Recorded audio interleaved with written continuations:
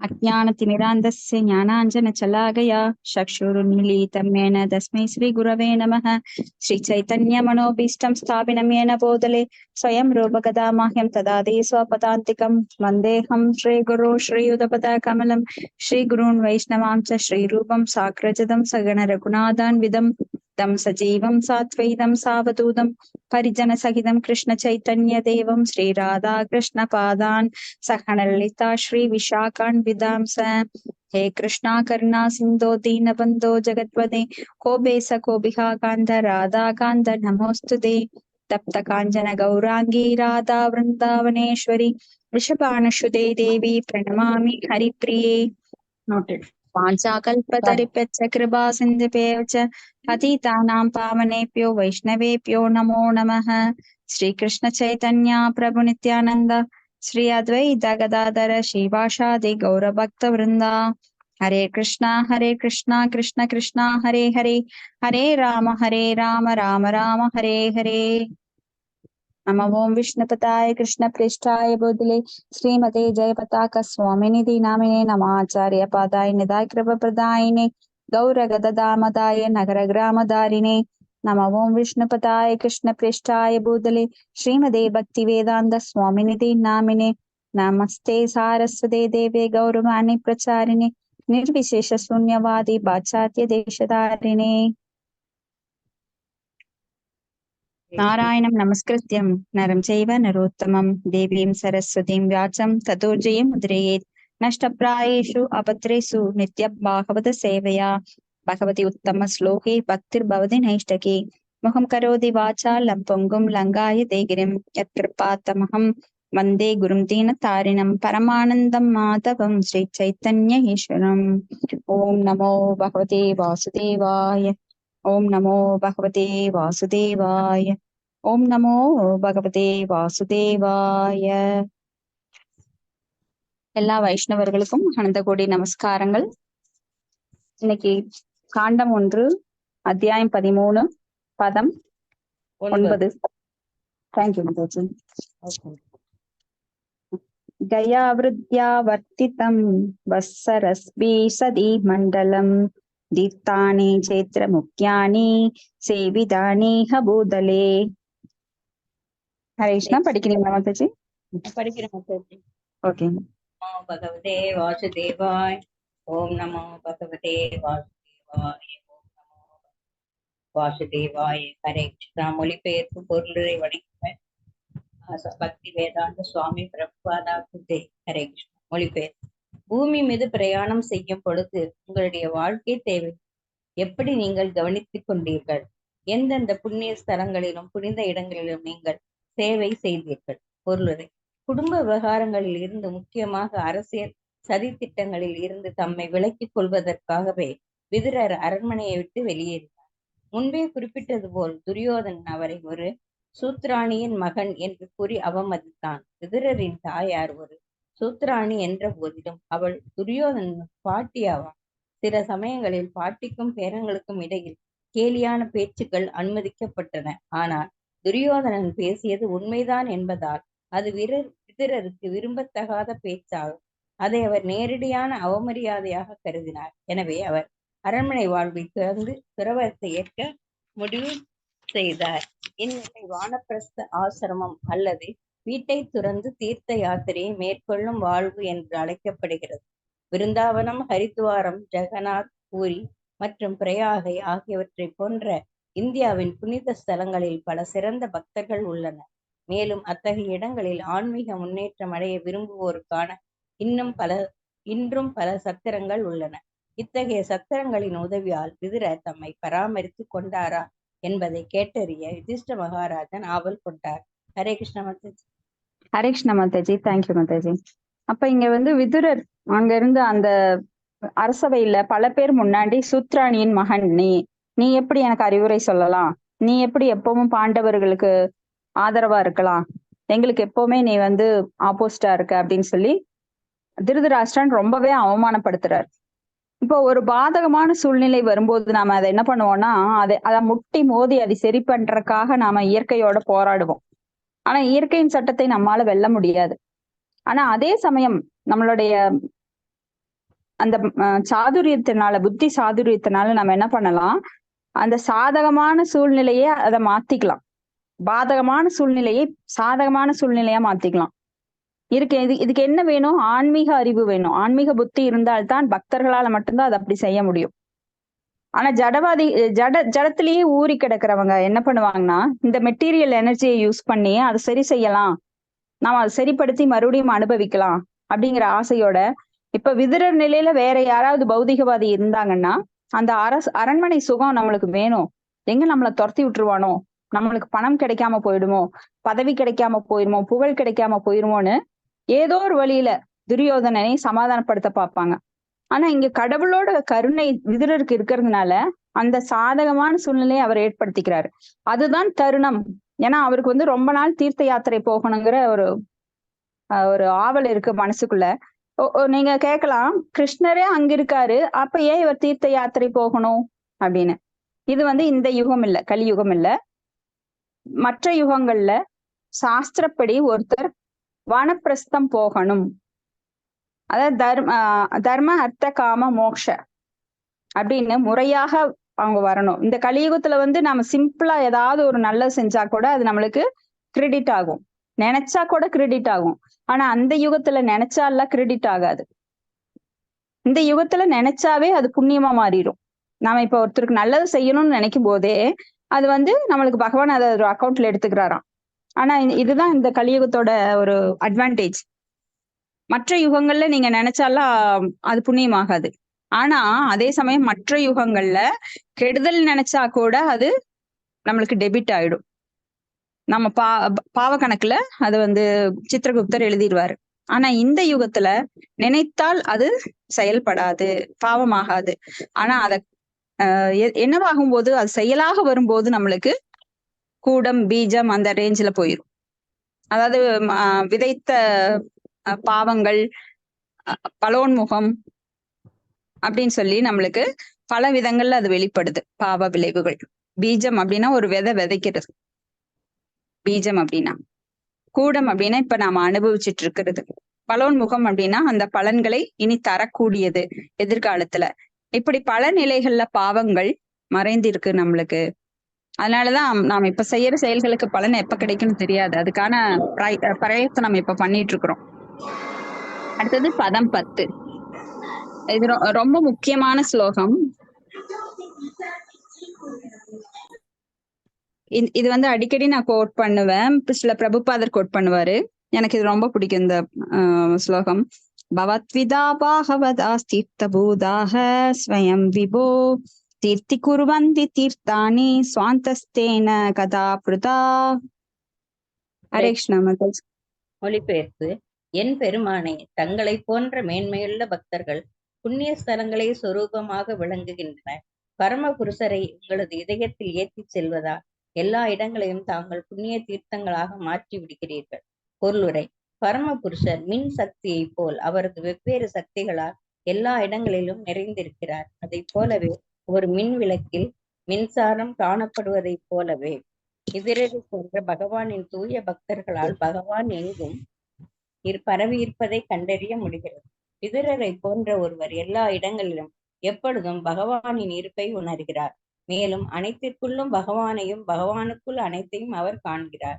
உலகெங்கும் உள்ள புண்ணிய தீர்த்தங்கள் பகவானுடைய தூய பக்தர்களின் இருப்பால் புனிதமடைந்தும் அத்தகைய இடங்கள் மனிதனின் கரைபிடிந்த உணர்வை தூய்மைப்படுத்துவதற்காகவே உள்ளன. அத்தகைய புனிதமடைந்த இடத்திற்கு செல்லும் ஒருவர் அங்கு வாழும் தூய பக்தர்களை தேடி கண்டுபிடித்து அவர்களிடம் பாடம் கற்றுக்கொள்ள வேண்டும். பிறகு அத்தகைய உபதேசங்களை நடைமுறை வாழ்வில் பின்பற்ற முயல வேண்டும். இவ்வாறாக பரமகதியான பரமபதத்தை சென்றடைய ஒருவன் தன்னை படிப்படியாக தயார்படுத்தி கொள்ள வேண்டும். தீர்த்த யாத்திரை செல்வதென்பது கங்கை அல்லது யமுனையில் குளிப்பதையோ அல்லது அத்தகைய இடங்களில் உள்ள ஆலயங்களுக்கு சென்று வருவதையோ மட்டும் குறிப்பாகாது. பரமபுருஷருக்கு தொண்டு செய்வதை தவிர வாழ்வில் வேறு ஆசைகள் இல்லாதவராக இருக்கும் விதரரின் பிரதிநிதிகளையும் ஒருவன் தேடி கண்டுபிடிக்க வேண்டும். அத்தகைய தூய பக்தர்களிடம் பலநோக்கு கர்மமோ அனுபவ சாத்தியமில்லாத மனக்கற்பனையோ சிறிதும் இல்லாததால் அவர்களின் இதயத்தில் பகவான் எப்பொழுதும் குடியிருக்கிறார். பகவானின் நாமத்தை கேட்பதிலும் பாடுவதிலும் ஈடுபட்டுள்ள அவர்களை பகவானுக்கு உண்மையான தொண்டு செய்பவர்கள் ஆவர். தூய பக்தர்கள் அதிகாரிகளிடமிருந்து கேட்டு அதன்படி பகவானின் பெருமைகளை பாடுவதிலும் எழுதுவதிலும் ஈடுபடுகின்றனர். மகாமுனி வியாசதேவர் நாரதரிடமிருந்து கேட்டு அதை குறித்து வைப்பதற்காக பேசினார். தமது தந்தையிடம் இருந்து கற்றறிந்த சுகதேவ கோஸ்வாமி அதை பரீட்சித் மகாராஜனுக்கு விவரித்தார். இதுவே ஸ்ரீமத் பாகவதம் வழங்கும் முறையாகும். எனவே தூய பக்தர்களால் அவர்களது செயல்களினாலேயே எந்த இடத்தையும் புனித யாத்திரை ஸ்தலமாக மாற்றிவிட முடியும். அத்தகைய தூய பக்தர்கள் எத்தகைய கலங்கப்பட்ட இடத்தையும் சீர்படுத்தி விடுவார்கள். ஒரு புனித இடத்தின் நற்பெயரை சாதகமாக்கிக் கொண்டு வயிற்று பிழைப்புக்காக சிலர் அந்த இடத்தை மாசுபடுத்தி விடுகின்றனர். எனவே அத்தகைய இடங்களை தூய பக்தர்களால் சுலபமாக சீர்படுத்திவிட இயலும். ஹரே கிருஷ்ண மாதாஜி. ஹரே கிருஷ்ணா மாதாஜி. தேங்க்யூ மாதாஜி. இப்ப எப்படி ஒரு மின் சக்தியானது எல்லா இடங்களிலும் இப்ப வீட்டுல வந்து நாம எல்லா பக்கம் வயரிங் பண்ணி வச்சிருப்போம். ஆனா அது எப்பவுமே நம்மளுக்கு வெளிப்படுறது கிடையாது. ஒரு இடத்துல சுவிட்ச் போட்டாதான் அது வெளிப்படுது. அது போல பக்தர்கள் எந்த நேரத்திலயும் பகவானோட சிந்தனையில் அவங்க கொழுந்து விட்டு எரிஞ்சுட்டே இருப்பாங்க. அவங்களுக்குள்ள அந்த நெருப்பானது, பக்தி என்கின்ற நெருப்பானது அவங்க கிட்ட எரிஞ்சுட்டே இருக்கும். வெளிப்புறமா அவங்க மனித தோற்றத்தில் நம்மளுக்கு தெரியலாம். ஆனா அவங்க எல்லாம் ஆன்மீகமானவர்கள், ஜீவன் முக்தா ஸ்டேஜ்ல இருக்கிறவங்க. அப்ப அத்தகைய தூய பக்தர்கள் ஒரு இடத்துக்கு வரும்போது அந்த இடமெல்லாம் புனிதமாகின்றது. இந்த கலியுகத்துல பாத்தீங்கன்னா எல்லா இடங்களும் அசுத்தமாக இருக்கின்றது. நம்ம மனமே அசுத்தமா இருக்கு. நாம எல்லாம் கிளீனா இருக்கோமான்னு கேட்டா உடம்புல டெய்லி உடம்பு குளிச்சுக்கிறோம். ஆனா மனசுல எவ்வளவு அழுக்குகள் இருக்குன்னு நம்மளுக்கு தெரியாது. ஏன்னா பல கோடி ஜென்மமா அதை சேகரித்து வச்சிருக்கோம். ஈவன் கங்கை வந்து ஒரு சமயம் பகவானை பார்த்து அழுதுதான், பகவானே எல்லா பாவங்களையும் என்கிட்ட வந்து கழிக்கிறாங்க, எனக்கு ரொம்ப பாரமா இருக்கு, என்னால முடியல அப்படின்னு. அப்ப பகவான் சொல்றாரு, இந்த கலியுகத்துல கிருஷ்ண பக்தர்கள் வந்து உங்ககிட்ட தீர்த்த யாத்திரையை வந்து குளிப்பாங்க. அந்த சமயத்துல அவங்க அந்த பாவத்தை உங்ககிட்ட இருந்து போக்கிடுவாங்க அப்படின்னு. அப்ப ஸ்ரீல பிரபுபாதர், சத்கோ சுவாமிகள், இந்த மாதிரி நிறைய பேரு கிருஷ்ண பக்தர்கள் கங்கையில போய் குளிக்கும் போது, காவிரி போன்ற தீர்த்தங்கள், புனித தீர்த்தங்கள்ல குளிக்கும் போது அந்த பாவங்களை அவங்க எடுத்துடுறாங்க. அவ்வளவு சக்தி வாய்ந்தவர்கள். கங்கையோட பாவத்தையே அவங்க போக்குறாங்கன்னா அவங்க எப்படிப்பட்ட புனிதமானவர்களா இருக்கணும்? அவங்க வந்து எப்பவும் பகவானோட சிந்தனையிலே இருக்கிறதுனால பகவானுக்கும் அவங்களுக்கும் வித்தியாசம் கிடையாது. அப்போ ஒரு பக்தர் வந்து பகவான்கிட்டயே தான் நான் எல்லா வரங்களையும் வாங்கணும், அவர்கிட்டயே தான் நான் பேசணும், அவரையே தான் பார்க்கணும்னு நினைச்சா தப்பு. ஏன்னா பகவானை பிரதிபலிக்கிறவங்க அவங்க. அப்ப நம்மளோட லெவல் என்னன்னா, நேரடியாக பகவானை நாம அடைய முயற்சி பண்ணக்கூடாது. இங்கே விதுரர் அதுதான் பண்றாரு. பகவான் நேர்லயே இருந்தாலும் கூட எனக்கு அந்த தகுதி இல்லை, என்னிடம் பல களங்கங்கள் இருக்கின்றது, அந்த களங்கங்களை எல்லாம் நீக்க நான் பல புனித தீர்த்தங்களுக்கு போய் நீராட வேண்டும் அப்படிங்கறதுதான் விதுரரோட எண்ணம். ஆனா விதுரர் வந்து தாழ்வான அந்த மனப்பான்மையில, பணிவான மனப்பான்மையில இருக்காரு. ஆனா விதுரர் போற இடங்கள்ல விதுரர் குளிக்கிறதுனால அந்த தீர்த்தங்கள் எல்லாம் புனிதம் பெறுகின்றது. ஏன்னா பகவானோட திட்டம் இங்க என்ன, அவரை இங்கிருந்து அனுப்பணும், குருட்சேத்திரத்துல அவர் பங்கு பெறக்கூடாது. அதே சமயம் அந்த சமய சடங்குகளை எல்லாம் அந்த காலத்துல பண்ணியே ஆகணும். அப்ப பகவான்கிட்ட இருந்து நேரடியாக நான் உபதேசம் பெறாமல் பகவானுடைய சீடர்களிடமிருந்து உபதேசம் பெறுவது ரொம்ப ரொம்ப நல்லது. அதனாலதான் அவர் வந்து மைத்ரேய முனிவர்கிட்ட இருந்து கேட்கிறார், பகவான் என்ன கடைசியா சொல்லிட்டு போனாரு அப்படிங்கறதெல்லாம் விதுரர் கேட்கிறார். அதற்காகவே அவர் அனுப்பி வைக்கப்படுறாரு. ஏன்னா பகவான் பிரிகின்ற சமயம் வந்து அவருக்கு ரொம்ப அது ஒரு தூய பக்தன் பிரிவை வந்து அவங்க ரொம்ப பெருசா எடுத்துக்குவாங்க. பகவானை பிரியறது அவங்களுக்கு ரொம்ப கஷ்டம். அதனாலேயே பகவான் வந்து தனது பக்தர்களை தூரம் அனுப்பிடுறார். ஸ்ரீ ராகவேந்திரர் அவர் கூட இந்த சமாதி நிலை அடையும் போது தன்னுடைய நெருங்கிய ஒரு சீடரை வந்து வெளியில அனுப்பிடுறார். ஏன்னா அவர் இருந்தாருன்னா ரொம்ப கஷ்டப்படுவாரு, அவரோட பிரிவை தாங்க மாட்டாருன்னு வெளியில அனுப்பிடுறாரு. அப்புறம் சமாதியிலிருந்து மறுபடியும் அவருக்கு வந்து காட்சி தராரு. இதெல்லாம் நாம பார்த்திருப்போம் ஸ்ரீ ராகவேந்திரோட இதுல, ஸ்ரீ சம்பிரதாயத்துல. அது போல இங்க விதுரர் வந்து தீர்த்த தலத்துக்கு போறாரு. அப்ப தீர்த்த தலங்கள்ல என்ன பண்ணுவாங்கன்னா, நாம எல்லாருமே யாத்திரை போறோம், தீர்த்த தலங்கள்ல போய் குளிக்கிறாங்க. அப்போ அந்த உணர்வு எப்படி இருக்கணும் அப்படின்னா, தீர்த்த தலங்கள் தீர்த்த தலங்கள்ல போய் ஒரு தூய பக்தரிடம் நான் பாகவதம், பகவத்கீதை போன்ற பகவானை பற்றிய புகழ், லீலை, குணங்கள் இதையெல்லாம் கேட்க வேண்டும்.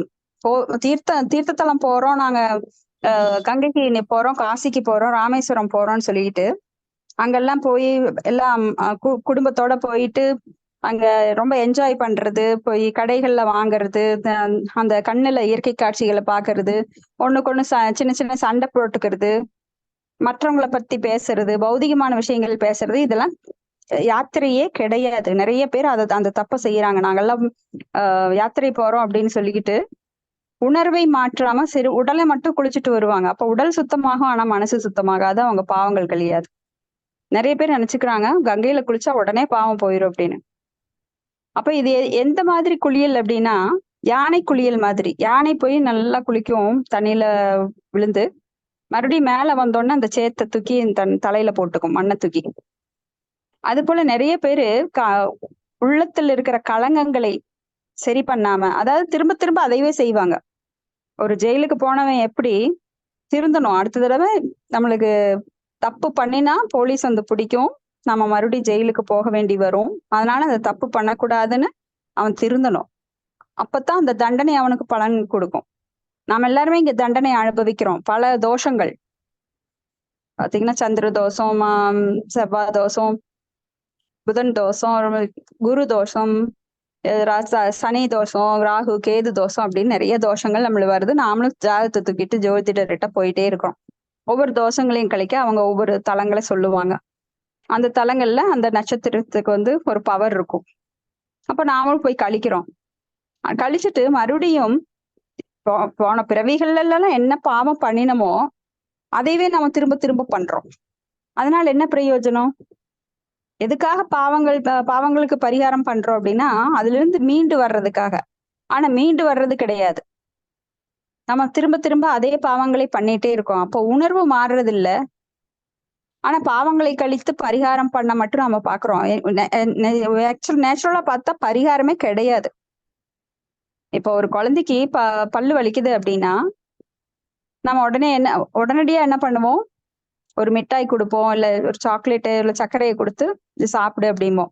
ஹாஸ்பிட்டலுக்கு போற வரைக்கும். ஹாஸ்பிட்டல் போனா அந்த பல்ல புடுங்கி மருந்து வச்சு அப்புறம் சரி பண்ணுவாங்க. அப்போ இப்ப இந்த ஒரு டெம்பரரியா பண்றது என்ன? அதுதான் பரிகாரம். ஆனா உண்மையான பாவங்களை நாம தீர்க்கணும் அப்படின்னா, அந்த பாவங்களுக்காக நாம வருந்த வேண்டும், வருந்தி அழ வேண்டும். எப்ப ஒரு பக்தனாக மாறி அந்த பாவங்கள்லாம், நான் செஞ்ச பாவங்களுக்கெல்லாம் நான் தப்புன்னு உணர்ந்து அதுக்காக அழுது மீண்டும் செய்யாமல் இருக்கின்றோமோ, அதுதான் உண்மையான பரிகாரம். ஆனா நான் போய் காசிக்கு போயிட்டேன், ராமேஸ்வரம் போயிட்டேன், எல்லாம் தீர்த்த தலத்துல குளிச்சுட்டேன், என்னோட பாவம் எல்லாம் போயிருச்சுன்னு நம்ம மதியில ஆடிட்டு இருக்க கூடாது. அந்த மாதிரி இப்ப நிறைய பேர் பண்றாங்க.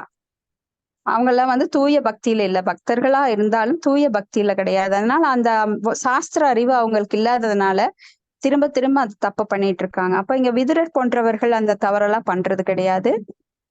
அப்ப எந்த ஒரு தீர்த்த தலத்துக்கு போனாலும் அங்க ஒரு தூய பக்தரிடமிருந்து அந்த ஸ்தல வரலாறை பத்தி கேட்கணும், பகவானை பற்றி நினைக்கணும். அங்க வேற எந்த ஒரு சஞ்சலத்துக்கும் இடம் கொடுக்க கூடாது. அவங்க இப்படி பண்றாங்க, இவங்க இப்படி பண்றாங்கன்னு நினைச்சோம் அப்படின்னா நம்ம போய் பிரயோஜனமே இல்லை. ஏன்னா எவ்வளவோ கஷ்டப்பட்டுதான் யாத்திரை போறாங்க. அதற்காக சேர்த்து வைப்பாங்க, நேரம் செலவழிப்பாங்க, டிராவல்ல பல முரண்பாடுகள் இருக்கும், நம்மளுக்கு அசௌகரியங்கள் இருக்கும். இது எல்லாம் நாம தெரிஞ்சுதான் போறோம். அப்ப அந்த கஷ்டங்களை எல்லாம் அனுபவிக்கிறது எதுக்காகனா, திரும்பவும் நம்மளுக்கு அந்த பாவங்களை ஏற்படுத்தக்கூடாது, நம் பாவத்து மேல பாவம் பண்ணக்கூடாது அப்படின்றதுக்காக. அப்ப அந்த தீர்த்த தலங்கள்ல போய் பகவானை வழிபடுறதோட மட்டுமல்ல, ஒரு தூய பக்தரோட சங்கம் எடுத்துக்கொள்ள வேண்டும். அப்ப இந்த இஸ்கான்ல நம்மளுக்கு கூட்டிட்டு போறாங்க. இப்போ எங்க போனாலும் நம்மளுக்கு பிரசாதம் தான் தருவாங்க. அதே சமயம் பௌதிகமான பேச்சுக்கள் எல்லாம் கிடையாது. நேரத்துல எந்திரிச்சு குளிச்சு அங்க போய் பகவானை தரிசனம் பண்ணிட்டு தீர்த்தங்கள் எல்லாம் போய் ஒரு குளியல் எடுத்துக்கிட்டு அங்க ஒரு ஸ்பீச் ஒண்ணு கொடுப்பாங்க தூய பக்தர். அதை நாம கேட்டு அதை அனுபவிக்கணும். அதுதான் உண்மையான தீர்த்த யாத்திரை. இல்ல நம்ம போனோம், குளிச்சோம், நாங்க வந்தோம் அப்படின்றதெல்லாம் கிடையாது. அதெல்லாம் வந்து ஒரு சாஸ்திரம் அறியாதவர்கள் செய்யறது. இப்ப இது ரொம்ப ரொம்ப முக்கியமானது. அப்ப அந்த மாதிரி தூய பக்தர்கள் ஒரு வீட்டுக்கு இப்ப நம்ம வீட்டுக்கு ஒரு தூய பக்தர் வர்றார், ஒரு வைஷ்ணவர் வர்றார் அப்படின்னா அவருடைய பாதங்களை கழுவி அவரோட பாத துளிகளை எடுத்து தூசை எடுத்து நம்ம தலை மேல வச்சுக்கணும். ஏன்னா வைஷ்ணவர் ஒரு தூய வைஷ்ணவரோட பாத துளிகள் அவரை பாதத்தை கழுவும் அந்த நீரை எடுத்து நாம குடிச்சுக்கலாம். ஏன்னா அது கங்கை நீருக்கு சமமானது, அவ்வளவு புனிதமானது. அப்ப அந்த பக்தருக்கு வந்து நாம எவ்வளவு மரியாதை பண்ணணும் அப்படின்னா, நம்ம வீட்டுல எதுவுமே இல்லாம இருந்தா கூட அதிதி தேவோ பவ, சாதாரண விருந்தினர்களையே அப்படி வரவேற்கணும்னு சாஸ்திரம் சொல்லுது. அப்போ ஒரு வைஷ்ணவரை எப்படி வரவேற்கணும் அப்படின்னா, நம்மளுக்கு என்ன சிறந்த பொருள் இருக்கோ அவருக்கு கொடுத்து அவரை திருப்திப்படுத்தணும். அவர் என்ன பண்ணுவாருன்னா அந்த இடத்த புனிதமாக்கி வர்றவங்களுக்கு உபதேசம் பண்ணுவார். ஏன்னா ஒரு தூய பக்தர் இந்த அந்த காலத்துல எல்லாம் பல தவசிகள் எல்லாம் இருந்தாங்க. அப்ப அவ யாசகம் கேட்டு எல்லா வீட்டுக்கும் போவாங்க. அப்ப யாசகம் கேட்கிற நேரம் எப்படி இருக்குன்னா, ஒரு பால் கறக்கும் ஒரு மாட்டுல இருந்து பால் கறக்கிற நேரம் வரைக்கும் தான் அங்க நிப்பாங்க. அதற்குள்ள அந்த இல்லறத்தானுக்கு அவங்க உள்ள எப்படி இருக்காங்க, பகவானை எப்படி வழிபடுறாங்க, அதற்குரிய உபதேசத்தை கொடுத்துட்டு அவர் போவார். உண்மையில அவர் வர்றது நம்மளுக்கு தான் நன்மையோ தவிர அவருக்கு கிடையாது. ஏன்னா அவர் யாசகம் எந்த வீட்டுல வேணா வாங்கலாம், ஒரே ஒரு பிடிதான், அதுவும் இல்லைன்னா அவர் சும்மா இருந்துக்குவாரு, அவர் ஒண்ணுமே கிடைக்கலனா. அப்படி தூய்மையானவர்களா இருந்தாங்க. அப்போ ஒரு புனித இடத்தின் நற்பெயரை சாதகமாக்கி கொண்டு வயிற்று பிழைப்புக்காக சிலர் வந்து இங்க இந்த யுகத்துல ரொம்ப மாசுபடுத்துறாங்க. அடுத்தது பதம் 11. அபின சுக்ருதஸ்தாத பாந்தவா கிருஷ்ண தேவதா திருஷ்டா ஸ்ருதா வா யதவ ஸ்வபுரியாம் சுகம் மாசதே. ஹரே கிருஷ்ண மாதாஜி. ஹரே பதம் கிருஷ்ணா. 11 கீதா மாதாஜி. படிங்க மாதாஜி.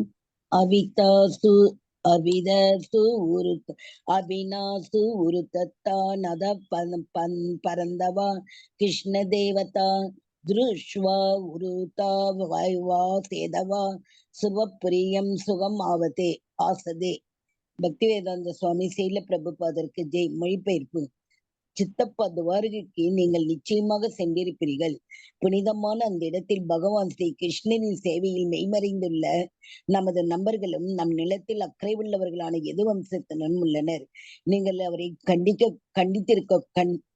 கண்டிருக்க கூடும், அல்லது அவர்களை பற்றி கேள்விப்பட்டிருக்க கூடும். ஆனால் அவர்கள் அனைவரையும் மகிழ்ச்சியுடன் வாழ்கிறார்களா? பொருளுரை. கிருஷ்ண தேவதா அதை எப்பொழுதும் கிருஷ்ணரின் தொண்டில் மெய்மறந்து ஈடுபட்டிருப்பவர்கள் என்பது இங்கு குறிப்பிடத்தக்கதாகும். ஸ்ரீ கிருஷ்ணரையும் அவரது செயல்களையும் பற்றி சிந்தனையில் எப்பொழுதும் மெய்மறந்திருந்த யாதவர்களும் பாண்டவர்களும் விதுரை போன்ற துய பக்தர்களாக ஆவார். பகவானின் தொண்டில் முழுமையாக தன்னை ஈடுபடுத்திக் கொள்வதற்காக விதுரர் வீட்டை விட்டு வெளியேறினார். ஆனால் பாண்டவர்களும் ஆதவர்களும் எப்பொழுதுமே பகவான் ஸ்ரீ கிருஷ்ணரின் சிந்தனையில் மெய்மறைந்தவராக இருந்தனர். இவ்வாறாக பக்தி பூர்வமான அவர்களது குணங்களில் எந்த வேறுபாடும் இல்லை. ஒருவர்கள் வீட்டிலே இருந்தாலும் அல்லது வீட்டை விட்டு வெளியேறினாலும் பகவான் ஸ்ரீ கிருஷ்ணரே பரமபுருஷ பகவான் என்பதை நன்கறிந்து அவரை பற்றி தெய்வீக சிந்தனை மெய்மறந்து கிடைப்பதே ஒரு சுய பக்தருக்குடைய உண்மையான தகுதியாகும். கம்சன், ஜராச்சந்தன் மற்றும் சிசுபாலன் போன்றவர்களும் மற்ற அசுரனும் கூட ஸ்ரீ கிருஷ்ணரின் சிந்தனையில் எப்பொழுதும் ஆழ்ந்திருந்தனர்.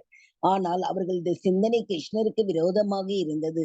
அதாவது கிருஷ்ணரை ஒரு சக்தி வாய்ந்த மனிதராக மட்டுமே அவர்கள் நினைத்துக் கொண்டிருக்கின்றனர். எனவே கம்சனையும் சிசுபாலன் போன்றவர்கள் விதுரர், பாண்டவர்கள், யாதவர்கள் போன்ற துயபக்தர்கள் சமமான நிலையில் உள்ளவர்கள் அல்ல. யுதிஷ்டர் மகாராஜனும் கூட ஸ்ரீ கிருஷ்ணரையும் துவாவரையில் உள்ள சகாக்களையும் பற்றி எண்ணத்தில் மெய்மறந்திருந்தார். இல்லையெனில் அவர்களை பற்றி அனைத்தும் விதுரரிடமிருந்து அவரால் கேட்டிருக்க முடியாது. எனவே யுதிஷ்டர் மகாராஜன் உலக ராஜ்யத்தை பற்றி விவகாரங்களில் ஈடுபட்டிருந்த போட்டிலும் அவர் விதுரரின் பக்திக்கு சமமான நிலையில் இருந்தார். ஹரே கிருஷ்ண மாதாஜி. தேங்க்யூ. ஹரே கிருஷ்ண மாதாஜி. தேங்க்யூ மாதாஜி. இப்ப இங்க வந்து கிருஷ்ண தேவதா அப்படின்னா பகவானோட தொண்டுல மெய்மறந்து இருப்பவர்களை பற்றி சொல்லப்படுகின்றது. இங்க யாதவர்கள், பாண்டவர்கள், விதுரர் போல தூய பக்தரா இருந்தாங்க. எப்பவும் பகவானோட புகழ் பாடிட்டு பகவானை பற்றி சிந்தனையிலே இருந்தாங்க, லயித்து இருந்தாங்க. அதனால அவங்க குணங்கள்ல எந்த ஒரு வேறுபாடும் கிடையாது. ஆனா ஒரு வித்தியாசம் என்ன, இங்க விதுரர் வந்து வெளியில போய் பகவான் கிருஷ்ணரை நினைச்சுக்கிட்டே வேற யாத்திரை தலங்கள் எல்லாம் போறாரு. ஆனா இங்க பாண்டவர்கள் கூடவே இருந்து பக்தி பண்றாங்க. அப்ப யார் எங்கே இருந்தாலும் அந்த இடத்தையே அவங்க வந்து பிருந்தாவனம் ஆக்கலாம் அப்படின்னு நாம கேள்விப்பட்டிருக்கோம். அப்ப நீங்க வந்து பக்தி பண்ணணும் அப்படின்னா யாத்திரையே போகணும். இப்ப முடியாதவங்க எல்லாம் யாத்திரை போக முடியாதவங்க, வயதானவங்க, நோயுற்றவர்கள், இவங்களெல்லாம் கூட யாத்திரை போக முடியாது. ஆனா அதே சிந்தனையில் இருக்கும்போது பகவானே அந்த பக்தனை தேடி வருகிறார். சில சமயங்கள்ல தூய பக்தி செய்யும் போது பகவானே பக்தனை தேடி வருகிறார். அப்ப பகவான் வருகின்ற இடம்தான் விருந்தாவனம். அப்ப அவங்க மனசுக்குள்ளேயே விருந்தாவனத்தை உருவாக்கிக்கலாம். புனித தலத்தை, தாம் தாம் அப்படின்னா பகவான் இருக்கின்ற அந்த புனித இடம்.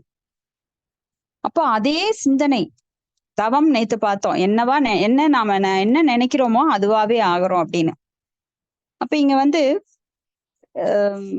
தூய வைஷ்ணவர்கள் எப்படி இருப்பாங்க அப்படின்னா, நாகம் திஷ்டாமி வைகுண்டே யோகினாம் ஹிருதயே சிவா தத்ர திஷ்டாமி நாரத யத்ர காயந்தி பக்தா.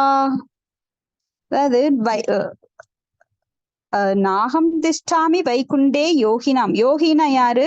எப்பவும் பகவானை பற்றி நினைத்து கொண்டே இருப்பவர்கள். யோகினாம் அபி சர்வேஷாம் மத்கதேனந்த ஆத்மனா ஸ்ரத்தவான் பஜதே யோமாம் அப்படின்னு நாம பார்த்திருக்கோம் பகவத்கீதையில. அவங்க ஹிருதயத்துல எப்பவும் பகவானை பற்றி நாமம், ரூபம், குணம், லீலைகளை பாடிக்கொண்டே இருப்பார்களாம். அப்போ பகவான் என்ன பண்ணுவாராம், அவர் வைகுண்டத்துல இல்ல, நாகம் திஷ்டாமி வைகுண்டே, நான் வந்து யோகிகள் இதயத்திலேயும் இல்லைங்கிறாரு, யோகம் பண்றவங்க. ஆனா யோகினா இங்க வந்து யோகம் அப்படிங்கிறது இணைப்பது. இதுல வந்து பக்தி யோகி பத்தி குறிப்பிடல. இந்த யோகி வந்து ஞான யோகி. யோகினாம் இதுல வைகுண்டே யோகினாம் ஹிருதயே சிவா அப்படிங்கிறார். அப்ப யாரோட ஹிருதயத்து, அவங்க இதயத்துல எல்லாம் இல்ல, ஞானத்தை பற்றி யோசிக்கிற அந்த யோகிகள் இதயத்துல இல்ல, நான் வந்து தூய பக்தர்கள் ஹிருதயத்தை குடிகொண்டிருக்கிறேன். வைகுண்டத்துல இல்லைன்னா உடனே நாம பகவான் அங்க இல்லைன்னு சொல்லக்கூடாது. ஆனா இங்க வந்து வைகுண்டத்திலையும் இருக்கின்றார், அதே சமயம் அதை விட பலமா எங்க இருக்கார், பக்தர்களோட இதயத்திலேயே அவர் குடிகொண்டிருக்கிறார். இப்ப யாரெல்லாம் பகவானோட புகழை பாடி தூய பக்தி பண்றாங்களோ அவங்க ஹிருதயத்துல பகவான் என்றும் வீற்றிருக்கின்றார்.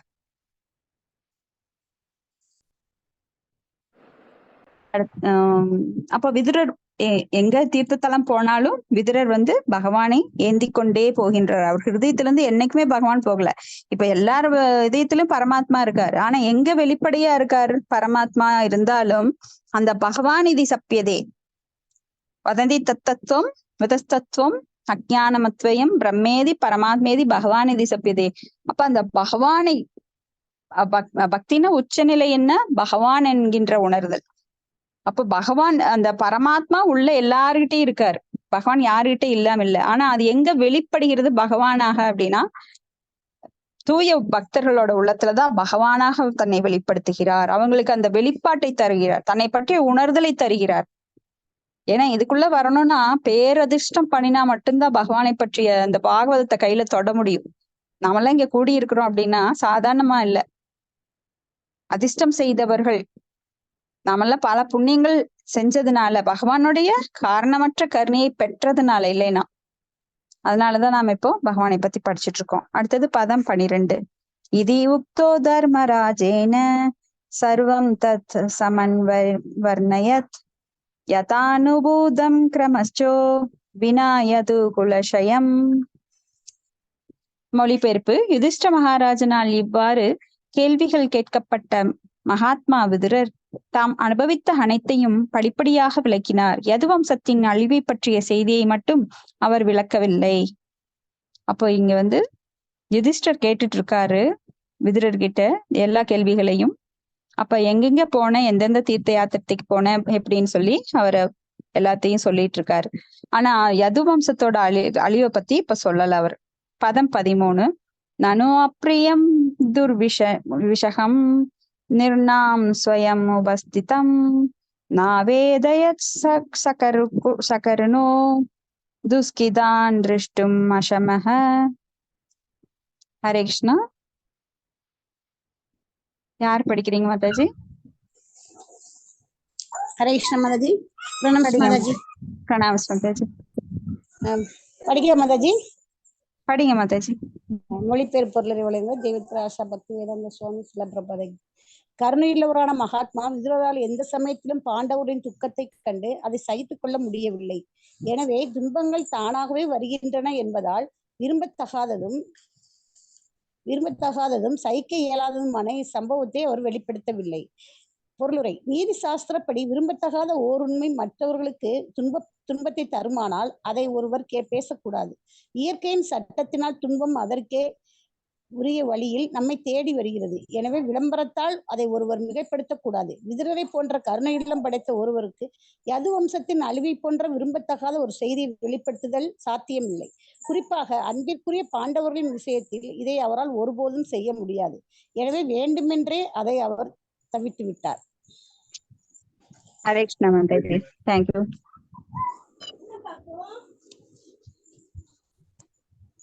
கருணையுள்ள மகாத்மாவான விதுரர் இங்க ஒரே ஒரு விஷயத்த மட்டும் மறைச்சிடுறாரு யுதிஷ்டர்கிட்ட. அதாவது பகவானை பற்றிய பிரிவை அவர் மறைச்சிடுறாரு. பகவானோட மறைவை பற்றி விஷயத்தை மறைச்சிடுறாரு.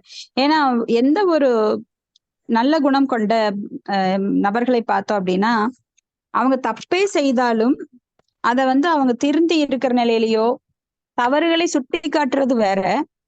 ஆனா வேண்டுமென்றே அவர்கள் மனதை புண்படுத்துறதுக்காக அவங்கள அவமானப்படுத்துறது வேற. இப்ப நிறைய பேர் அப்படிதான் செய்வாங்க. நீங்க அப்போ அந்த காலத்துல அப்படி இருந்தீங்கல்ல, நீங்க எல்லாம் ரொம்ப பிச்சைக்காரங்களா இருந்தாங்க, இப்ப சீக்கிரம் டெவலப் ஆகி ரொம்ப பணக்காரர் ஆயிட்டீங்க அப்படிங்கிற மாதிரி பேசுவாங்க. இல்லைன்னா வேற ஏதாவது அவங்க செஞ்ச ஒரு தவறை சுட்டி காட்டுவாங்க. பல பேர் முன்னிலையில அவமானப்படுத்துவாங்க. ஆனா இது ரொம்ப ஒரு பாவகரமான செயல். ஒரு உண்மை மற்றவர்களுக்கு துன்பத்தை தருமானால் அதை அவங்க சாஸ்திரப்படி அவங்க கிட்ட பேசவே கூடாது. ஏன்னா எல்லாருமே தவறு செஞ்சதுனாலதான் இந்த பூமிக்கு வந்திருக்கோம். நாம எல்லா உயிர்வாளிகளும் இங்க இருக்கிறவங்க எல்லாருமே தவறு செய்தவர்கள். அப்போ ஒரு பைத்தியம் இன்னொரு பைத்தியத்தை பார்த்து நீ பைத்தியம் அப்படின்னு சொல்றது எவ்வளவு ஒரு காமெடியான விஷயம். அப்ப நம்ம கிட்ட எல்லார்கிட்டயும் தவறு இருக்குது. நாம் உத்தமர்கள் கிடையாது. அதனால இன்னொருத்தர் தவற நாம சுட்டி காட்டுறதுக்கு நம்மளுக்கு அருகதை இல்லை. ஆனா பெரியவர்கள் சுட்டி காட்டலாம். ஆனா அதுவும் ஒரு லிமிட் இருக்கணும். எப்பவும் அதையே பேசிட்டு இருந்தோம்னா நாம அதுலயே போயிடுவோம். சோ எல்லாத்துக்கும் ஒரு வரைமுறை இருக்கிறது. அதை நாம மெயின்டைன் பண்ணணும். அப்போ ஒரு தூய பக்தர் இந்த மற்றவர்களுக்கு துன்பம் தரும் சொற்களை அவங்க மறைச்சிடுவாங்க, உண்மையே இருந்தாலும். அடுத்தது பதம் 14. கஞ்சித் காலம் அதாவாசீத் சத்கிருதோ தேவவத் சுகம் பிராதுர்ஜேஷ்டஸ்ய ஸ்ரேயஸ் கிருத் சர்வேஷாம் சுகம் ஆவஹன். ஹரே கிருஷ்ணா. மாதாஜி நான் இதை படிக்கிறேன் மாதாஜி. படிங்க மாதாஜி. மொழிபெயர்ப்பு. இவ்வாறாக உறவினர்களா ஒரு தெய்வீக புருஷரை போலவே உபசரிக்கப்பட்ட மகாத்மா விதுரர் அவரது தமையனின் மனோபாவத்தை சீர்படுத்தி மற்ற அனைவரையும் மகிழ்ப்பதற்காகவே ஒரு குறிப்பிட்ட காலம் வரை அங்கேயே தங்கினார். பொருளுரை. விதுரரை போன்ற புண்ணிய புருஷர்களை ஒரு சொர்க்கவாசிகளை போலவே உபசரிக்க வேண்டும். அக்காலத்தில் சொர்க்கலோகவாசிகள் யுதிஷ்ட மகாராஜனை போன்றவர்களின் வீடுகளுக்கு சென்று வருவதும் சில சமயங்களில் அர்ஜுனை போன்றவர்களும் மற்றவர்களும் உயர்கிரகங்களுக்கு சென்று வருவதும் வழக்கமாக இருந்தது. நாரதர் கட்டுப்பாடு இல்லாதபடி விண்வெளியில் சஞ்சரிக்கக்கூடியவராவார். இந்த ஜட பிரபஞ்சத்திற்குள் மட்டுமல்லாமல் ஆன்மீக பிரபஞ்சங்களிலும் அவரால் சஞ்சரிக்க முடியும். நாரதரும் கூட யுதிஷ்ட மகாராஜனை காண அவரது அரண்மனைக்கு செல்வது வழக்கம்.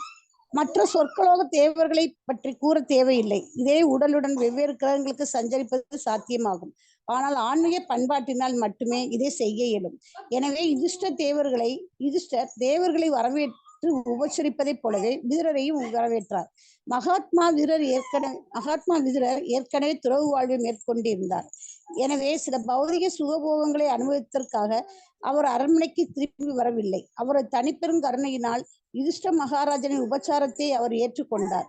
ஆனால் அவரது தமையனான திருராஷ்டிரர் அளவுக்கு அதிகமான பௌதிக பற்று கொண்டிருந்தார். எனவே அவரை காப்பாற்றும் நோக்கத்திற்காகவே அரண்மனையில் அவர் வாழ்ந்தார். திருராஷ்டிரர் யுதிஷ்டர் மகாராஜனுடன் செய்த போரில் ராஜ்யம் மற்றும் வம்சத்தினர் ஆகிய அனைத்தையும் இழந்தார். இருப்பினும் அவரது நிராதரவான நிலையின் காரணத்தால் யுதிஷ்டர் மகாராஜனின் பிச்சையையும் உபசரிப்பையும் ஏற்றுக்கொள்வதற்கு அவர் வெட்கப்படவில்லை. யுதிஷ்டர் மகாராஜனை பொறுத்தளவில் அவர் சிற்றன்னை பொருத்தமான முறையில் பராமரிப்பது அவரது கடமையாகும். ஆனால் அத்தகைய தாராளமான உபசரிப்பை திருதராஷ்டிரர் ஏற்றுக்கொண்டது சிறிதும் விரும்பத்தக்கதல்ல. வேறு வழி இல்லை என்று அவர் எண்ணியதால் அதை அவர் ஏற்றுக்கொண்டார். விதுரர் குறிப்பாக திருதராஷ்டிரருக்கு ஞான உபதேசம் செய்து அவரை ஆன்மீக உணர்வென்னும் மேலான நிலைக்கு உயர்த்துவதற்காகவே வந்தார். வீழ்ந்த ஆத்மாக்களை விடுவிப்பது ஆன்மீக ஞானம் பெற்றோரின் கடமையாகும். இந்த காரணத்திற்காக தான் விதுரர் வந்தார். ஆனால் ஆன்மீக ஞானத்தை பற்றிய பேச்சு மிகவும் புத்துணர்வை அளிக்கக்கூடியது என்பதால் திருதராஷ்டிரருக்கு உபதேசிக்கும் வேளையில் விதுரர் மற்ற எல்லா குடும்ப அங்கத்தினர்களின் கவனத்தையும் கவர்ந்தார்.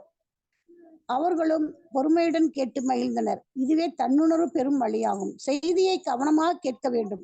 அது தன்னுணர்வு பெற்ற ஓராத்மாவால் பேசப்படுமானால் பந்தப்பட்ட ஆத்மாவின் உறங்கும் இதயத்தில் அது விழிப்புணர்ச்சியை ஏற்படுத்தும். மேலும் தொடர்ச்சியாக கேட்பதன் மூலமாக தன்னுணர்வின் பூரணத்துவ நிலையை ஒருவரால் அடைய முடியும். ஹரே கிருஷ்ண மாதாஜி. ஹரே கிருஷ்ண மாதாஜி. தேங்க்யூ மாதாஜி. இப்ப இங்க வந்து விதுரர் எதுக்காக திரும்பி வந்தார் அப்படின்னா, அரண்மனை சுகபோகத்தை அனுபவிக்கின்ற நோக்கத்துல அவர் திரும்பி வரல. அவர் தன் தமையன் திருதராஷ்டிரன் மேல வச்சிருந்த ஒரு மரியாதையினால அவரை வந்து ஆத்ம தத்துவத்தை கொடுத்து அவரை காப்பாத்தணும். நிறைய பேரை காப்பாத்துறோம். இப்போ வந்து ஒரு மனைவி கணவனை காப்பாத்தலாம், கணவன் மனைவியை காப்பாத்தலாம், நாம குழந்தைகளை காப்பாத்தலாம். ஆனா அந்த காப்பாத்துறது உடம்ப இல்ல, ஆத்மாவை காப்பாத்துறதுதான் உண்மையான உதவி. யாரெல்லாம் அந்த ஆத்மாவுக்கு இந்த ஞானத்தை கொடுக்கிறார்களோ, அதனாலதான் உங்களால முடிஞ்சா நிறைய பேர் அந்த குரூப்புக்கு கொண்டு வாங்க. பாகவதம் கேட்கட்டும், பகவத்கீதை கேட்கட்டும். அதன் மூலமா ஆத்ம ஞானம் வெளிப்படையும், அவங்க புத்துணர்வு பெறுவாங்க, தூய்மை அடைவாங்க. ஏன்னா இது கிருஷ்ண உணர்வு. கிருஷ்ணர் என்றும் தூய்மையானவர். கிருஷ்ணரை பற்றி கேட்கும் போது நம்மளுக்கு பல களங்கங்கள் நம்மை விட்டு போறதோட மட்டும் இல்லாம நாம் உற்சாகமாக இருக்கலாம். உற்சாகாத் நிச்சயா தைரியா தத்தத் கர்ம பிரவர்த்தனாத் சங்கத்யாகாத் அப்படின்னு சொல்லி நாம உற்சாகமாக என்றும் இருக்கலாம். வாழ்க்கையில நாம் எல்லாருமே மகிழ்ச்சியா இருக்கத்தான் விரும்புறோம். ஆனா அந்த மகிழ்ச்சி எங்க இருக்குன்னு தெரியாம தேடிட்டு இருக்கோம். உண்மையான மகிழ்ச்சி என்பது இந்த ஆன்மீகத்துலதான் இருக்கு. சோ எப்பவுமே பகவானோட சிந்தனையில இருக்கணும். அதுக்கு வந்து பக்தர்களோட சங்கம், விதுரர் போன்ற தூய பக்தர்களோட சங்கம் வேண்டும். அந்த சங்கத்தை தான் இங்க வந்து யுதிஷ்டர் எடுத்துக்கிட்டாரு. அந்த காலத்துல பாத்தீங்கன்னா ராஜாக்கள் எல்லாம் மேல் லோகம் போறதுங்கிறது ரொம்ப சர்வசாதாரணமா நடந்தது. பகவத்கீதையில கூட நாம படிச்சிருக்கலாம். கட்வாங்க மகாராஜா ஒரு நாளி ஒரு நாளி இருக்கும்போது அவர் வந்து பகவான்கிட்ட போயிட்டாரு. இந்திரலோகத்துல இந்திரனுக்காக போர் செஞ்சுட்டு இருந்தவரு. இந்திரன் வந்து என்ன உங்களுக்கு வேணும், எனக்காக இவ்வளவு உதவி பண்ணிருக்கீங்க, உங்களுக்கு என்ன பரிசு வேணும்னு கேட்கும்போது அவர் அந்த பௌதிக பொருளுக்கு ஆசைப்படாம ரொம்ப சமயோகித புக்தி கொண்டு அவர் கேட்கிறாரு, இன்னும் நான் எவ்வளவு நாள் இருப்பேன், உயிரோடு இருப்பேன், இந்த உடலோட இருப்பேன் அப்படின்னு கேட்கிறாரு. உங்களோட ஆயுசு முடிய போகுது, இன்னும் 1.5 நாளிகைத்தான் இருக்கு. அப்படிங்கும் போது அவருக்கு ஒரு 2 மணி நேரம் அந்த மாதிரி ஒரு சில மணித்துளிகள் தான் இருக்கு. உடனே அவர் என்ன பண்றாரு, உன்னோட கிஃப்டும் வேண்டாம், ஒண்ணு வேண்டாம், ஆள விடுங்க சாமி, என்னை கீழே கொண்டு போய் விடுங்க, என்னோட பூமிக்கு கொண்டு வந்து விடுங்க அப்படின்னு கொண்டு வந்து விடும்போது அவர் வந்து அலர்ட் ஆகி உடனே அவர் பகவானை பற்றி சிந்தனையில மூழ்கிறாரு. உடனே பகவானோட லோகத்துக்கு போறாரு. இந்த மாதிரி அந்த காலத்துல சர்வசாதாரணமா அர்ஜுனன் வந்து இந்திர லோகத்துக்கு போவாரு. அங்க ஊர்வசி சாபம் கொடுக்குறாங்க. இதெல்லாம் நாம கூட பார்த்தோம். அப்ப அந்த காலத்துல அந்த யுகங்கள்ல சர்வசாதாரணமா மற்ற லோகங்களுக்கு போவாங்க. அது நாரதர் பாத்தீங்க அப்படின்னா சர்வலோக சஞ்சாரி. அவருக்கு கொடுக்கப்பட்ட சாபத்தின் விளைவாக அவர் வந்து தக்ஷனால சாபம் கொடுக்கப்பட்டார். நீ வந்து ஒரு இடத்துல சில காலம் தங்க முடியாது, நாடோடியா இருப்பேன்னு. அதுவே அவருக்கு வந்து ஒரு பிளஸ் பாயிண்ட் ஆயிடுச்சு.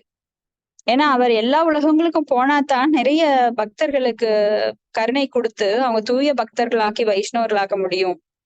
ஏன்னா நாரதர் வந்து தூய பக்தர்ங்கிறதுனால யாரெல்லாம் அவரை பாக்குறாங்களோ உடனே அவங்க எல்லாம் தூய பக்தர்கள் ஆயிடுவாங்க.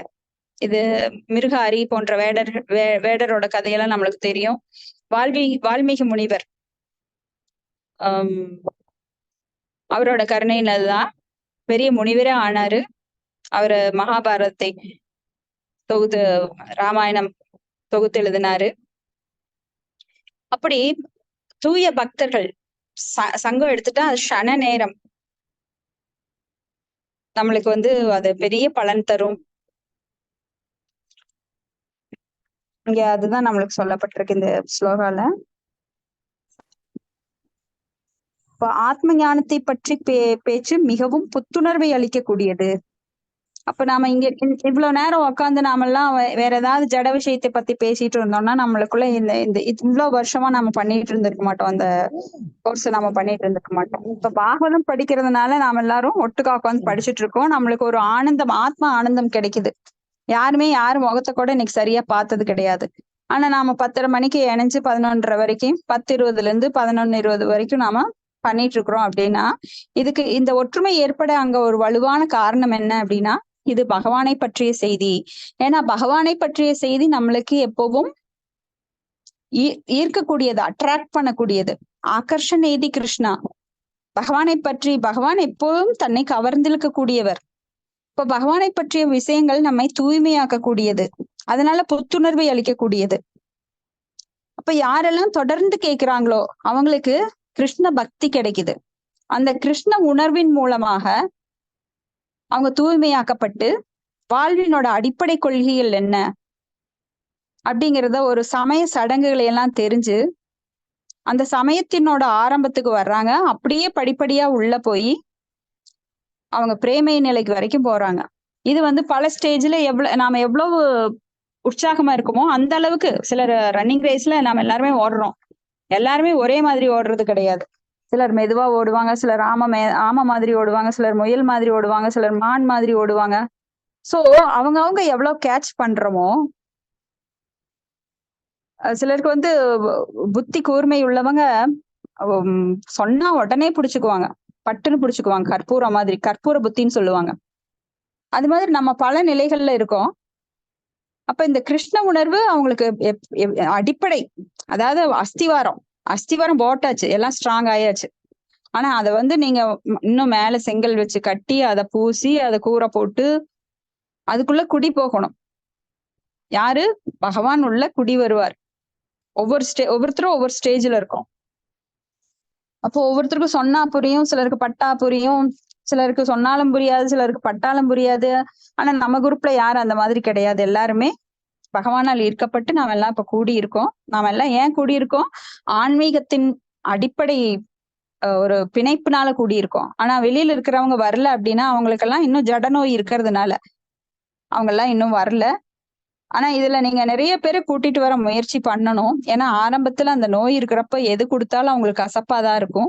மருந்து சாப்பிட்டாலும் சரி, அவங்களுக்கு கரும்பு சாறு சாப்பிட்டாலும் சரி கசப்பா இருக்கும். ஆனா அந்த நோய் தெளிவடைய எப்படி பௌதிகத்திலிருந்து அவங்க விடுபட ஆன்மீகத்தில் பற்று அதிகரிக்கும். நாம இந்த கால அக்கறையில ஒண்ணு இக்கரையில ஒண்ணுன்னு காலை வச்சு ஆத்துல ஒரு கால் சேத்துல ஒரு கால் வச்சு பயணம் பண்ண முடியாது. அப்ப பௌதிகத்துல இருந்து விடுபடத்தான் பகவான் மேல அதிக பற்று ஏற்படும். அப்ப இதுல வந்து ஸ்ரவணம் அப்படிங்கிறது ரொம்ப ரொம்ப முக்கியமானது. கேட்பதினாலேயே இதுவே தன்னுணர்வு பெறும் வழிதான். கேட்பது அப்படிங்கிறது செல்ஃப் ரியலைஸ். நம்மள வந்து நான் உடல் அல்ல, ஆத்மா. அப்ப ஆத்மாவுக்காக நான் செயல்கள் செய்யணும், உடலுக்காக கிடையாது. உடலுக்காக செய்யற செயல்கள் நிரந்தரமற்றது, உடல் என்னைக்கும் அழிய போறது. ஆனா இந்த ஆத்மா அழிவில்லாதது. அப்ப அந்த ஆத்மாவுக்கான செயல்களை செய்யறதுதான் புத்திசாலித்தனம்னு நம்மளுக்கு தெரிய வரும். அப்ப நம்ம இது எவ்வளவோ ஜட செயல்கள் செஞ்சு பந்தப்பட்ட ஆத்மா பல பிறப்புகள் எடுத்தாச்சு. இனியும் பிறவாமை அப்படிங்கிற நிலைக்கு நாம் போகல அப்படின்னா இனி கலியுகம் ரொம்ப மோசமாக போகுது. அந்த கலியுகத்துல வந்து நாம மறுபடியும் பிறப்பு எடுத்தோம் அப்படின்னா இன்னும் வறட்சி, இன்னும் கொடுமையான செயல்கள் எல்லாம் நமக்கு பார்க்க வேண்டி வரும். அதுக்குள்ள நாமளும் சிக்க வேண்டி வரும். ஏன்னா இந்த ஜென்மத்துல நம்மளுக்கு ஒரு பெரிய வாய்ப்பு கிடைச்சிருக்கு. அதை விடாம நாம வந்து பிடிச்சுக்கணும். அதுதான் நம்மளோட ஆன்மீக புத்தி. அதை விட்டுட்டு நம்ம பௌதிக புத்தியில கணக்கு எடுத்தோம் அப்படின்னா இந்த நேரத்தை நாம வந்து சினிமா பார்க்கலாம், டிராமா பார்க்கலாம் அப்படின்னு நாம இருந்தோம் அப்படின்னா நாம தேரவே முடியாது. சோ இந்த அரிய வாய்ப்பை நம்ம எல்லாரும் நல்லா பயன்படுத்தி பக்தி பண்ணி பகவான்கிட்ட விதுரர் மாதிரி நாம போய் சேர்ந்துடணும். ஏன்னா விதுரர் தான் யமராஜரா நம்மளை வரவேற்க போறார். பாவம் பண்ணினா, ஆனா பக்தர்களுக்கு அந்த வாய்ப்பு கிடையாது. பக்தர்கள் வந்து கோலோக விருந்தாவனத்தை அடையலாம் அல்லது வைகுண்டங்களை அடையலாம். அடுத்தது பதம் 15. அபிப்ரத்தரியமா தண்டம் யதாவத்தக காரிஷு யாவத்ததார சூத்ரத்வம் சாபத் வருஷ சதம் யமஹ. ஹரே கிருஷ்ணா. படிங்க மாதாஜி. ஹரே கிருஷ்ணா. மகாஷிலர் பிரபாத் கே ஜெய். மொழிபெயர்ப்பு. மத்திய முனிவரால் சபிக்கப்பட்ட யமராஜர் ஒரு சூத்திரரின் யாகத்தை ஏற்றிருந்த காலம் வரை பாவிகளை தண்டிக்கும் யமராஜரின் பதவியை அரியமா ஏற்று நடத்தினார். பொருளுரை. பாண்டு, விதுரர், திருதராஷ்டிரன் ஆகிய சகோதரர்கள் இருந்த போதிலும் சூத்திர பெண்ணுக்கு பிறந்திருந்த காரணத்தினால் விதுரர் அரசுரிமையை பெறுவதிலிருந்து தடை செய்யப்பட்டிருந்தார். அப்படியானால் திருதராஷ்டிரனையும் யுதிஷ்ட மகாராஜாவையும் போன்ற கற்றறிந்த அரசர்களுக்கும் சத்திரியர்களுக்கும் போதாதகராக இருக்கும் பதவியை அவர்களால் எப்படி ஏற்று நடத்த இயலும்? முதல் விடை என்னவென்றால், பிறப்பால் அவர் ஒரு சூத்திரர் என்றாலும் அவர் மைத்ரேய ரிஷியின் உத்தரவுப்படி ஆன்மீக தன்னுணர்வை பெறுவதற்காக துறவரம் ஏற்று அவரிடம் உன்னத அறிவு நன்கு கற்றிருந்தார். இதனால் ஒரு ஆச்சாரியராக செயல்படும் முழு தகுதி அவருக்கு இருந்தது. ஸ்ரீ சைத்தன்ய மகாபிரபுவின் கருத்தின்படி உன்னத அறிவியல் அல்லது பகவானை பற்றி அறிவு தேர்ச்சி பெற்றுள்ளார். ஒருவர் ஒரு சூத்திரராகவோ அல்லது ஒரு பிராமணராகவோ ஒரு குடும்பஸ்தராகவோ அல்லது ஒரு சந்நியாசியாகவோ இருந்தாலும் அவர் ஒரு ஆன்மீக குருவாக இருக்கும் தகுதியுடையவர் ஆவார். மிகச்சிறந்த அரசியல்வாதியும் நீதிமானும் சாணக்கிய பண்டிதரும் சாதாரண ஒழுங்கு விதியின்படி பார்த்தாலும் பிறப்பால் ஒரு சூத்திரரை விட கீழானவர்களிடமிருந்து பாடம் கற்றுக்கொள்வதால் எந்த தீங்கும் இல்லை. இது விடையின் ஒரு பகுதி மட்டுமே ஆகும். அதன் மறுபகுதி என்னவென்றால், உண்மையில் விதுரர் ஒரு சூத்திரர் அல்ல. மந்தவ முனிவரின் சாபத்தினை 100 ஆண்டுகளுக்கு அவர் ஒரு சூத்திரர் போல வாழ வேண்டி இருந்தது. யமராஜரின் அவதாரமாக இவர் பிரம்மா, நாரதர், சிவன், கபிலர், பீஸ்மர் மற்றும் பிரகலாத முதலிய 12 மகாஜனங்களில் ஒருவர் ஆவார். மகாஜனங்களின் ஒருவர் என்பதால் பக்தி கொள்கையை பற்றி உலக மக்களுக்கு பிரச்சாரம் செய்து இவருடைய கடமையாகும். இதனால் பிரம்மா மற்றும் நாரதரை போல மற்றும் மகாஜனங்களுக்கும் செய்தார். ஆனால் யமராஜர் அவரது தீர்ப்பை போன்ற பாறைகளான கிரகத்தில் பாவிகளை தண்டிப்பதில் எப்பொழுதும் சுறுசுறுப்பாக இருந்தார். பூமியிலிருந்து சில ஆயிரக்கணக்கான மைல்களுக்கு அப்பால் ஒரு குறிப்பிட்ட கிரகம் உள்ளது. பாவ ஆத்மாக்கள் மரணத்திற்கு பின்பு அவர்களது பாவங்களுக்கேற்ப குற்றவாளிகளை தீர்ப்பு கூறுவதாகவும் தமது பிரதிநிதியாக பகவான் யமராஜன் அங்கு அனுப்பி வைத்திருக்கின்றார். இவ்வாறாக பாவிகளை தண்டிக்கும் பொறுப்பிலிருந்து விடை பெற்றுக் கொள்ளும் யமராஜருக்கு நேரம் கிடைப்பதே இல்லை. புண்ணியவான்களை விட பாவிகள் அதிகம் உள்ளன. எனவே பரமபுருஷரின் பிரதிநிதியாக உள்ள தேவர்களை விட அதிகமாக வேலையை யமராஜன் செய்ய வேண்டியுள்ளது. ஆனால் பகவானின் பெருமைகளை பிரச்சாரம் செய்ய அவர் விரும்பினார். எனவே பகவானின் விருப்பப்படி மத்வ முனிவரால் சபிக்கப்பட்டு விதுரரின் அவதாரத்தில் இவ்வுலகிற்கு வந்த யமராஜர் ஒரு தூய பக்தராக இருந்து மிகவும் கடினமாக உழைத்தார். பரமபுருஷன் ஒரு பன்றியின் அவதாரத்தை ஏற்ற போதிலும் அவர் ஒரு பன்றியோ அல்லது பிரம்மாவோ அல்லது அவர் எல்லா ஜீவராசிகளுக்கும் மேற்பட்டவராக இருக்கின்றார். அதே போலவே அத்தகைய பக்தர் ஒருவர் சூத்திரரும் அல்ல, பிராமணரும் அல்ல. அவர் அத்தகைய சமூக பிரிவுகளுக்கு அப்பாற்பட்டவர் ஆவார். பந்தப்பட்ட ஆத்மாக்கள் விடுவிப்பதற்காக பகவான் அவருடைய அதிகாரம் பெற்ற ஒவ்வொரு பக்தர்களுக்கும் சில சமயங்களில் பல தாழ்ந்த ஜீவன்களின் பாவங்களை ஏற்றிருக்க வேண்டியிருந்தாலும் அவர்கள் எப்பொழுதும் உன்னதமான நிலையில் உள்ளார். இவ்வாறாக யமராஜர் விதுரர் அவதரித்த பொழுது அவரது பொறுப்பு அறியும் ஆவலால் ஏற்று நடத்தப்பட்டது.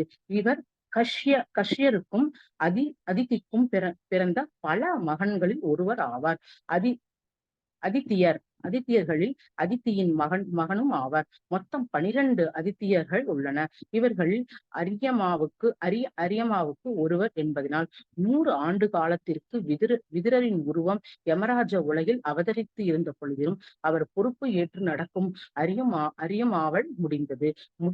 முடிவு என்னவென்றால், விதுரர் ஒரு பொழுதும் ஒரு சூத்திரர் அல்ல, மாறாக மிக தூய்மையான பிராமணர்களை விட உயர்ந்தவர் ஆவார். ஹரே கிருஷ்ணா மாதாஜி. தேங்க்யூ. ஹரே கிருஷ்ணா மாதாஜி. தேங்க்யூ மாதாஜி. இங்க கலிகாலத்துல எல்லாருமே நாம வந்து கலவ் சூத்திர சம்பவ அப்படின்னு சொல்லி சூத்திரர்களாகவே பிறக்கின்றோம் அப்படின்னு பார்த்தோம். ஆனா நமது நடத்தைக்கு தகுந்த மாதிரி நாம மாறலாம் அப்படிங்கிறது உணர்வை மாற்றும் போது நாம தூய பக்தர்களாக மாறி பிரம்மத்தை அறியும் போது பிராமணர்களாகவும், அதை விட பகவானை அறியும் போது நாம் வைஷ்ணவர்களாகவும் மாறுகின்றோம். வைஷ்ணவ நிலைதான் உன்னதமானது பிராமணர்களை விட. அப்ப இங்க வந்து விதுரர் யமராஜர் தான் விதுரரா வர்றாரு மந்தவிய முனிவரோட சாபத்தினால.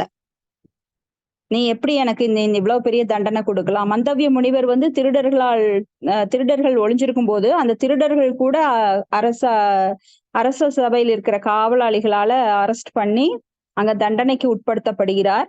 அப்போ அவர் வந்து தன்னோட ஞான திருஷ்டியின் மூலமா, தன்னுடைய பவர் மூலமா அவர் யமராஜர் கிட்ட போய் கேட்கும்போது, நீங்க வந்து சின்னதுல ஒரு பறவைக்கு கெடுதல் பண்ணினீங்க, அதனால உங்களுக்கு இந்த தண்டனை. அறியாத ஒரு பருவத்தில் நான் செய்த தண்டனை பாவத்துக்கு இவ்வளவு பெரிய தண்டனையான்னு சொல்லி அவர் சாபம் கொடுக்கிறார். ஆனா இந்த சாபம் எதனாலனா, பகவானுடைய பெருமையை பிரச்சாரம் செய்யறதுக்கு அவர் விரும்பினார் யமராஜர். ஏன்னா எப்பவுமே அவருக்கு பாத்தீங்கன்னா, ஒருத்தருக்கு தண்டனை கொடுக்கற நிலையிலேயே நீங்க உட்காந்துட்டு இருந்தீங்கன்னா உங்களோட மனசு வந்து ரொம்ப ஒரு வெக்ஸ் ஆயிடும், மனசு ரொம்ப வெறுத்து போயிடும். அவனை எண்ணெயில போடு, இவனை புடிச்சு கட்டி போடு, இவனை வந்து அந்த சிலைய இரும்புனால கொதிக்கிற அந்த சிலைய கட்டி பிடிக்க சொல்லு. இப்படி யமராஜர் வந்து பல தண்டனைகளை கொடுக்க வேண்டியிருக்கு அவங்க பாவத்துக்கு தகுந்த மாதிரி. நரகலோகம் அப்படிங்கிறது ரொம்ப கொடுமையானது. கொதிக்கிற எண்ணெயில தூக்கி போடுவாங்க, சவுக்குல அடிப்பாங்க, சூடான பாலைவன மணல்ல இழுத்துட்டு போவாங்க, முட்களால அடிப்பாங்க, அவங்கவுங்க செஞ்ச பாவத்துக்கு தகுந்த மாதிரி. ஏன்னா இறப்பிற்கு அப்புறம் அந்த சூட்சும உடல் ஒண்ணு கொடுக்கப்படும். அந்த சூட்சும உடல்ல இங்க என்ன அனுபவிக்கிறோமோ, பசி, தாகம், வலி, வேதனை, அது எல்லாம் அந்த உடம்புல இருக்கும். அந்த சூட்சும உடல்ல தண்டனையை அனுபவிச்சே ஆகணும் பாவம் செஞ்சவங்க. அது மகாபாதகம், மகாபாவம் அப்படின்னு சொல்லப்படுற அந்த 4 பாவங்களை செய்யறவங்க ரொம்பவே கஷ்டப்படணும். அவங்களுக்கெல்லாம் கண்டிப்பா நரகலோகத்துல பயங்கர பெரிய தண்டனை இருக்கு. ஒரு பெண்ணை வந்து தாயா மதிக்கணும், ஆனா பெண்களை வேற விதமா பாக்குறவனோ, அத அடுத்த வீட்டு பெண்ணை அனுபவிப்பனோ, அவனுக்கெல்லாம் மகாபாதகம் அதெல்லாம். அப்ப பிரம்மஹத்தி தோஷம் அப்படின்னு நிறைய பாவங்கள், நிறைய வெரைட்டிஸ் இருக்குது. இதெல்லாம் கருட புராணத்துல நீங்க படிச்சீங்கன்னா பயந்துருவீங்க, அந்த அளவு பாவங்கள் இருக்கு.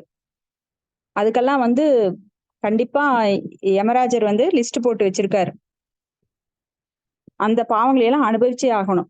அப்ப யமன் இங்க வந்துட்டு, யமராஜன் வந்து இங்க விதுரரா வந்தப்புறம் அவரோட வேலையை யாரு பாக்குறா அப்படின்னா அதியமான். பகவத்கீதையில் கூட பகவான் சொல்லுவாரு, நான் அதியமானாக இருக்கின்றேன், நீதி தருவதில் நான் அதியமானாக இருக்கின்றேன் அப்படிம்பார். அந்த அதியமான் யாருக்கு பிறந்தாருன்னா கஷ்யப்பருக்கும் அதிதிக்கும் பிறந்திருக்கார். ஆதித்யர்கள் அப்படின்னு சொல்லி 12 பேர் இருக்காங்க, அவங்கள ஒருவர் தான் இந்த அரியமான். அது போல சுயம்பு, நாரத, சம்போ, குமார, கபிலோ, மனுக, பிரகலாதோ, ஜனகோ, பீஸ்மோ, பலிர், வையாகிர், வையம் அப்படின்னு 12 பேர் நம்மளுக்கு மகாஜனங்கள் என அறியப்படுகிறார்கள். அதுல கூட யமராஜர் ஒருத்தர். ஏன்னா யமராஜர் வந்து தூய பக்தர். அவர் வந்து கொடுமையான தண்டனைகள் கொடுத்தாலும் அவர் வந்து தூய பக்தர். பகவானுக்காக இந்த சேவை செய்யறாரு. 33 தேவர்கள் இருக்காங்க. ஒவ்வொரு தேவர்களும் தேவதைகளும் ஒவ்வொரு நேதிக்கு உட்பட்டு பகவானுக்கு கட்டுப்பட்டு, இப்ப சூரிய தேவன் அப்படின்னா அவர் வெப்பத்தை தரணும், சந்திரன் அப்படின்னா அவர் குளிர்ச்சியை தரணும், அப்புறம் தாவரங்களுக்கு ஒரு தேவதை இருக்கு, தாவரங்களுக்கெல்லாம் ஒரு தேவதை இருக்கு, விலங்குகளுக்கு ஒரு தேவதை இருக்கு, நம்மளோட உறுப்புகள் ஒவ்வொன்றுக்கும் ஒவ்வொரு தேவதையோட கட்டுப்பாட்டுல இருக்கு.